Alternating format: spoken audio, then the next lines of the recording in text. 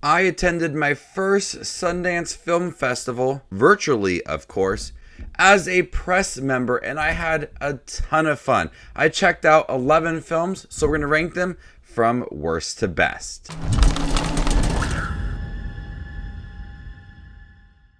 Welcome back, movie watchers. Thank you guys for stopping by my channel. If this is the first time you are on my channel, I really do appreciate you clicking on this video. If you love all things movie related like I do, hit that subscribe button down below so you don't miss any of my up and coming content.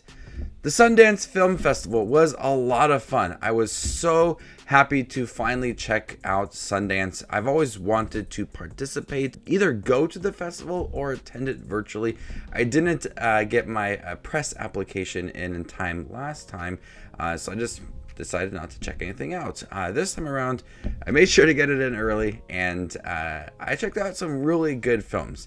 It's a lot to go through, and I'm sure there's several more people who have seen plenty more films than I did. I was kind of a little burnt out at the end of it all, but I really did enjoy the time watching the films. There were some really good films, and I'm not going to go into complete detail with every single film because I do want to review some of these films individually as they start to pick up by studios and start to have release dates. So a couple of them I really can't wait to talk about. Let me know in the comment section down below, did you check out any films at Sundance? What was your favorite one? Coming in at number 11 is Hatching. I just want to quickly say that even though Hatching's at the end, this isn't a bad film. Hatching is about a 12-year-old girl who's desperate to please her mother, a woman obsessed with presenting the image of a perfect family. One night, she finds a strange egg. What hatches is beyond belief. This was a truly trippy, bizarre film. This is a creature feature that touched upon being a mother and dealing with that perfect image in such a haunting way. My God, by the end of it, it was gory, it was bloody, it was just a really bizarre film. But the themes that they do cover within this movie surprisingly are really deep, and I really did like the approach to this movie, while also offering us a really disturbing creature within this film that is hatched from this egg. Hatching really shocked me, and by the end of it, I just was so baffled by what I watched, in a good way, I must say, in a very good way. I was really impressed with this film, from the themes to the acting to how this 12-year-old girl took it upon herself to take care of this creature and act like a mother. And that's where the film really does capture being a mother and a parent, even if it is briefly for a very odd creature. And so I like the themes that they do cover, and it was done in a fairly good way. Coming in at number 10 is When You Finish Saving the World. This is directed by Jesse Eisenberg. This is one of the first films I watched for the festival, one of the first films that I decided to schedule a viewing for. Evelyn and her son Ziggy seek out replacements for each other. As Evelyn tries to parent an unassuming teenager at her shelter, Ziggy fumbles through his pursuit of a brilliant young woman at school. That really doesn't sum up the movie too much. I'm reading these off of Letterboxd, and this one had so much potential, but by the end of it, I just felt like this was very aimless, and I just did not know what Finn Wolfhard was saying. Everything was that poem was so lifted. What does that mean? I'm so confused. So many times in this film, I felt old when watching it. Like I was just didn't catch the lingo in this movie. But the characters really don't amount to much. The characters aren't that likable too. You could tell that they want to try to add a lot of depth to these characters. They want to show why the mother, played by Julianne Moore, is seeking out further relationships with other people rather than her son. Finn Wolfhard is trying to become popular on the internet, and he wants to be more involved with politics. I just don't understand the reasoning behind all of that, and that's where the writing comes down to it. Is that it's it's pretty poor when they're trying to further these characters. But with its aimless direction and its poor character choices, it made it for one of the weaker films at Sundance. Though I still did like some of Jesse Eisenberg's directing style within here.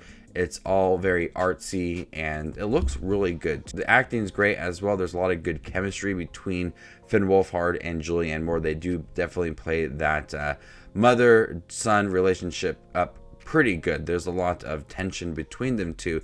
But when it comes to the characters individually and what they're doing throughout the film, it's aimless and just really not adding a lot of depth to it, and that's probably the weakest point for this film. Coming at number 9 is Sharpstick. Sharpstick was directed by Lena Dunham and starred Christine Froseth, John Bernthal, Scott Speedman, and it's about sensitive and naive 26-year-old Sarah Jo, and starts a relationship with a father who she babysits for their son. This was an awkward sex comedy. A lot of sex, a lot of discovery of yourself and your sexual desires. And it just came off really just cringy at times. This 26-year-old girl starts up this relationship with John Bernthal, and it's just really awkward. And it's not trying to be funny. It's described as a comedy. I just don't get that vibe in here. And so throughout the film, this young girl and John Bernthal spark up this relationship behind his wife's back. And then it turns into her discovering her own abilities. And even going as far as creating an ABC chart of all the things that she should do when it comes to sex. And so I just found this film to be very cringy. The jokes did not land. I did think that there was some really solid acting in here, especially coming from this 26-year-old girl played by Christine Froseth. I really liked her naive performance and how in her discovering herself as well. There's a lot of great moments built in with that, and you do feel some sort of chemistry between her and John Bernthal. It was a little more of just them having sex. It was, it's a little bit of a relationship within here. Coming in at number 8 is Watcher. Micah Monroe plays Julia, who uproots her life to accompany her husband for his high-pressure job. Alone all day and increasingly at night, Julia becomes obsessed with a shadowy figure that stares at her from the block opposite. This was a slow burn of a film, and a very simple story of just this young girl alone in this new country, and she sees someone watching her, and then that person starts to watch her a little more often and starts to stalk her. And that's the film, is that she's just being stalked. But there's a lot of tension in here. Since she is a fish out of water and she doesn't know the area and she can't rely on people to help her, she's alone. And her husband is consistently at work, not able to be there for her. So she's alone, and this person stares at her from the window. He is at the shopping market. He's at the movie theater. There is some really good tension within this movie. And Micah Monroe gives a really good performance. She's terrified. She's unsure of a lot of things. She's nervous about her day. It's constantly growing throughout the film, and probably one of the better performances I've seen from Sundance. Coming at number 7 is After Yang. When his young daughter's beloved companion, an android named Yang, malfunctioned, Jake searches for a way to repair him. This was a really deep film about what it means to be human and building connection and just growing as a family. Set in the future, you can buy companions, and they have an android named Yang that is able to help their young daughter learn Chinese and just be there. And they honestly develop this relationship. But right away in the film, he malfunctions and they are trying to repair him, but it seems to be impossible. And so they are going through the whole film trying to repair him. And by doing that, we learn just what it means to be a family and be human, and the relationships that develop throughout. It's all done in a very meaningful, very artistic way that made this a slow burn, but also a very meaningful, deep, emotional film that I felt that Yang was part of this family. Even being an android, I felt like he was a strong part of this family, even if he malfunctioned in the beginning of the film. All of the flashback sequences, all of the moments that they talk about Yang and try to repair him, those were very strong moments for Yang as a character, and they're able to develop this character without honestly showing a lot of him. And then in turn, it builds this family, builds that relationship, and it's all done in just a really good way. After Yang is already picked up, and I think it's going to be released in March. I can't wait for everybody to see this film. Coming in at number 6 is 892. This is based on a true story. When Brian Brown Easley's disability check fails to materialize from Veterans Affair, he finds himself on the brink of homelessness and breaking his daughter's heart. No other option, he walks into a Wells Fargo bank and says, "I have a bomb." This stars John Boyega, and that's one of the reasons I wanted to check this film out. Is I really like John Boyega as an actor, and this is a really heartbreaking film.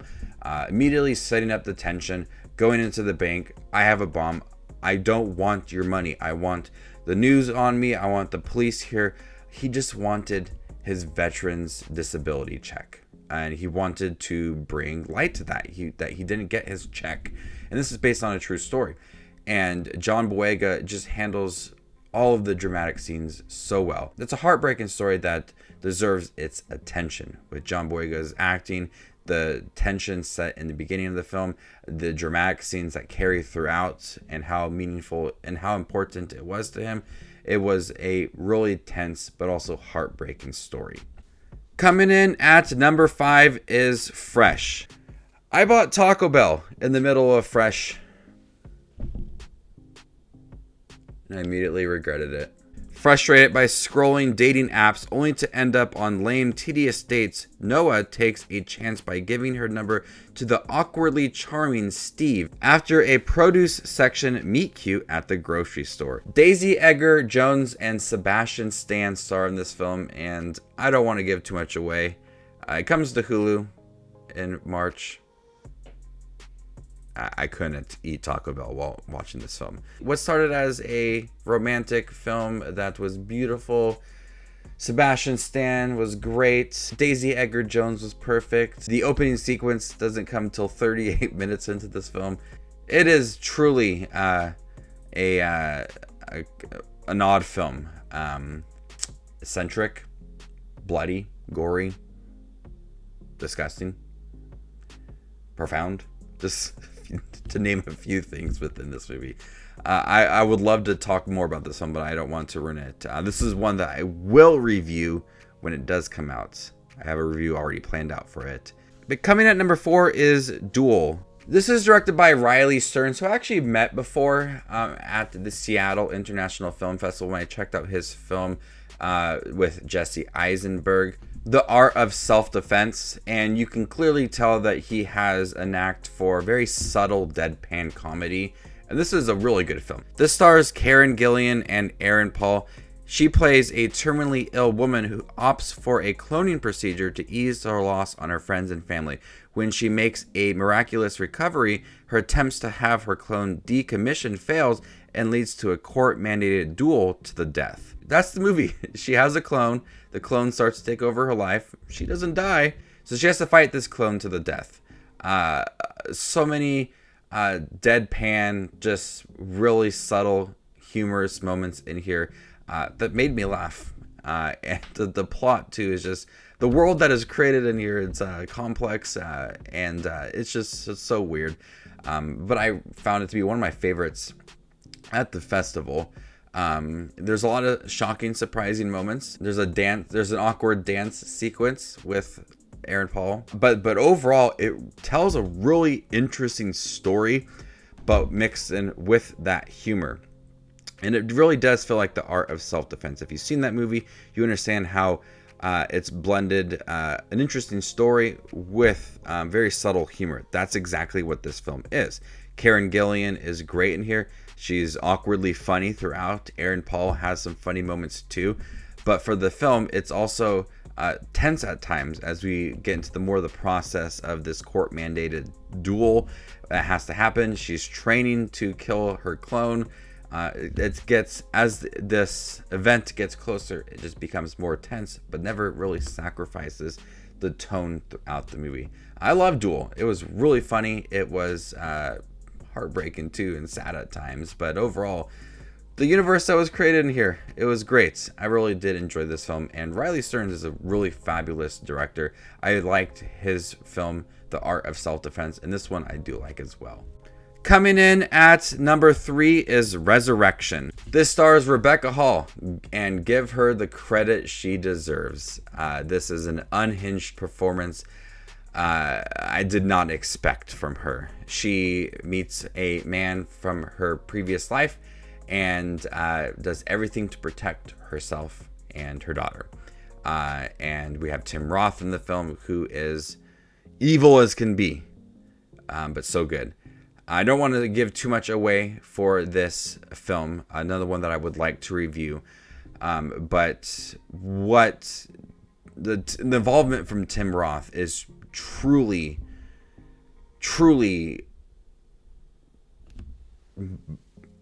I can't even comprehend what happened with Tim Roth's character. It does not make sense. It is confusing. It is odd. But it is so tense. As the movie is moving along and we learn more about Tim Roth's character and his connection with Rebecca Hall's character, it's disturbing as can be. And she gives like an 8-minute monologue that really shows why Rebecca Hall is such a great actor. Coming in at number 2 is Emergency. This stars Donald Watkins and R.J. Cyler. A straight-A college student named Kunle and his laid-back friend Sean are about to have the most epic night of their lives. It's not an epic night. This feels a little bit like Superbad, but minus like the comedy. You want to go to a party and just things start to happen throughout the night, and it leads to a night they'll never forget. They go back to the house to grab something, and they find a white girl passed out on their floor, and so they don't want to call the police. They're afraid that the police will think that they are the one who made her pass out. So they try to take matters into their own hand, and it just spirals out of control. This is a very important film filled with really great acting from Donald Watkins and R.J. Cyler. Really just important moments for these two characters as they are struggling to come to terms with what is happening.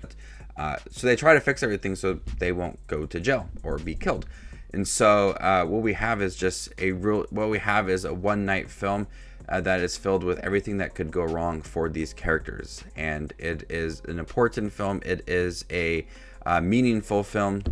It quickly goes from a comedy to a very solid dramatic film very quickly. And the comedy I felt in the beginning and those dramatic scenes, almost like a horror film, are so strong when it does hit. Carey Williams does a fabulous job directing this movie, capturing the tension and the importance of these two characters and trying to protect this young white girl, and so they aren't hurt in the process of all of this. And that balance of comedy in the beginning to those dramatic scenes is done so well. But my favorite film from Sundance is Cha Cha Real Smooth. This stars Cooper Raff and Dakota Johnson. Fresh out of college, Andrew befriends a local mom, Domino, and her daughter Lola. He finally discovers a future he wants, even if it might not be his own. This movie just captured what it means to be in your 20s and live it to the full. Andrew is starting a party starting business, and he becomes friends with Domino and her daughter Lola. Really like good relationship, like solid chemistry within this film.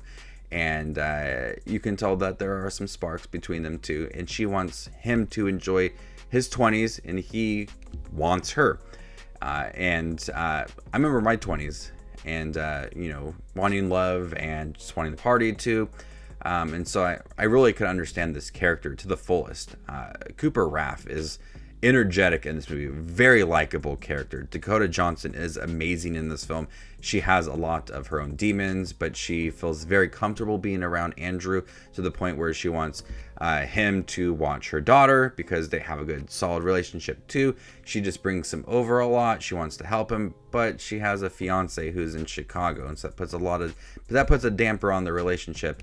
It kind of feels like Drive a little bit, minus the violence and driving. But I felt that relationship, and I wanted it to work out for them in the end so bad, because I just love them two together. It's got a great soundtrack. It's profound. It's funny as can be. It's got a really good story, really great relationships. This is the last film I watched. I'm happy that I ended on a good note, because Cha Cha Real Smooth is going to be one of my favorite films of this year. And I can't wait to review it for you guys, talk more about the relationships and everything. But this film, I'm still thinking about it after watching it a couple days ago. I just really loved this film. So there you guys have it, all of the 11 films I watched at Sundance ranked worst to best. I can't wait to see what happens to these films throughout the year. Let me know the films you checked out during Sundance in the comment section down below, and stay tuned for more up and coming content. My name is Just Watches Movies, and you guys stay classy, YouTube.